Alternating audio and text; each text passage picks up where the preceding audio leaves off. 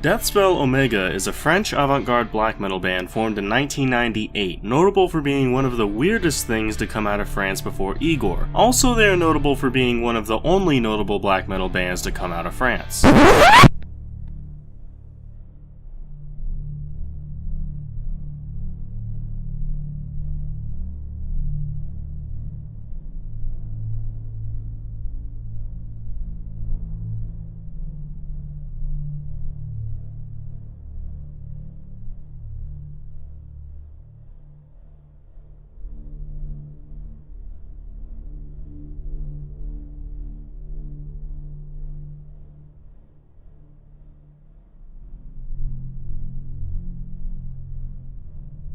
Mentioning Alcest alone in any positive light would ensure that this video is never uploaded. Check out Worker. Jesus Christ, just check them out. This was well after Vargius Brutus assassinated Euronymous Caesar and made black metal suddenly popular because controversy.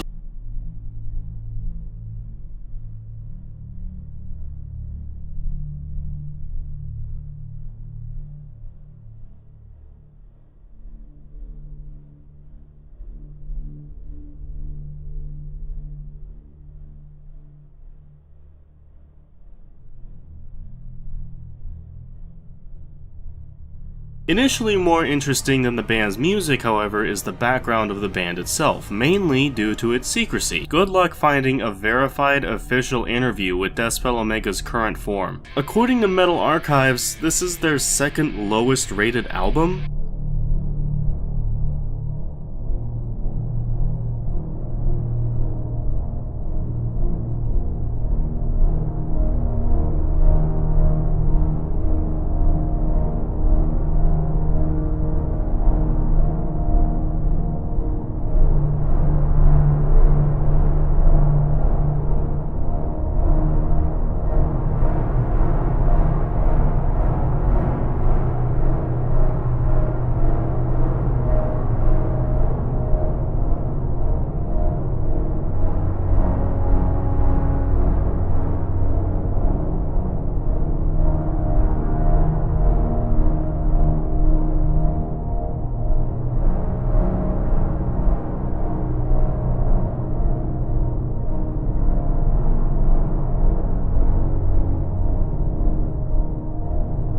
There's really no reason that Inquisitors of Satan should have a higher average with less votes. You absolute idiots. This is Deathspell, not that. Take your raw black metal worshipping asses out of here before I find the nearest paddle and force you into the Echoes chamber.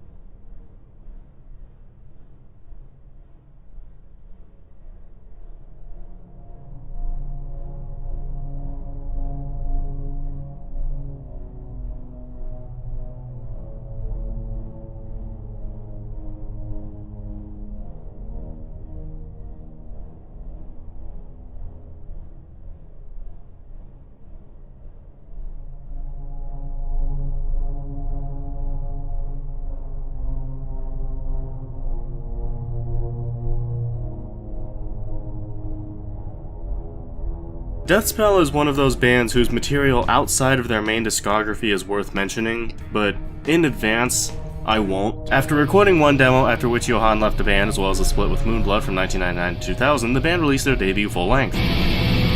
Infernal Battles is as basic as a start as you can get with a band as notable as this, and is it good? No, not really. It's just your usual lo-fi black metal, nothing really new is shown, skip. More of the same, no convincing me otherwise, skip. After Inquisitors, Shaxel departed from the band, citing his distaste with their change in theme to Orthodox Satanism. So the band got a dude named Miko Aspa to fill the role of lead vocalist to this day.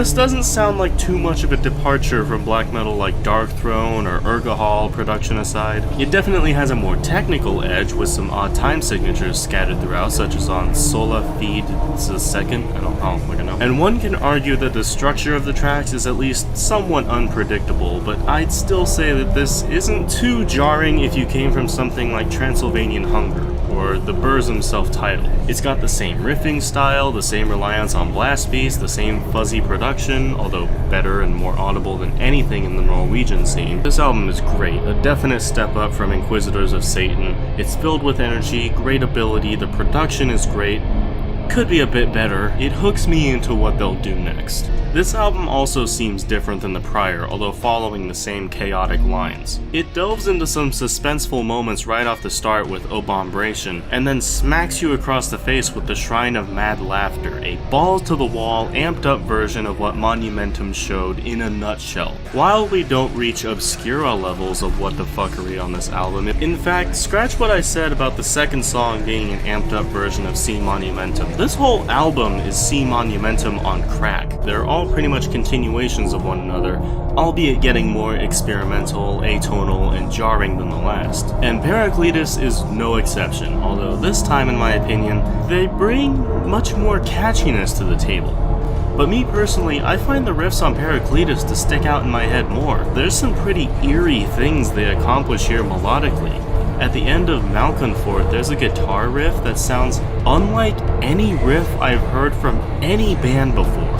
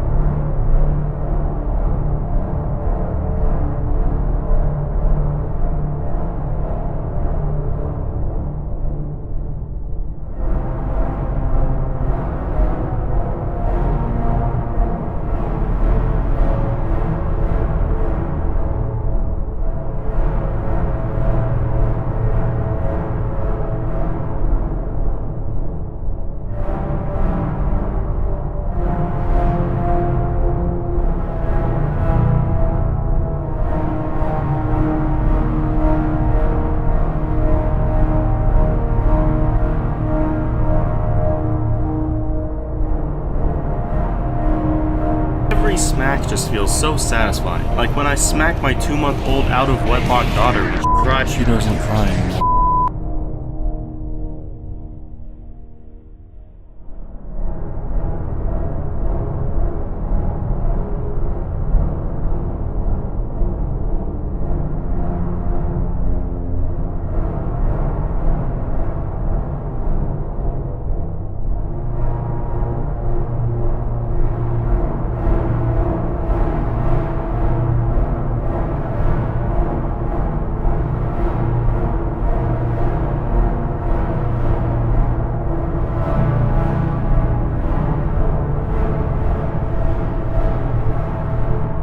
It's not that I can't understand harsh vocals or I have baby ears or whatever you want to say, it's just that for me, probably don't like black metal anyways.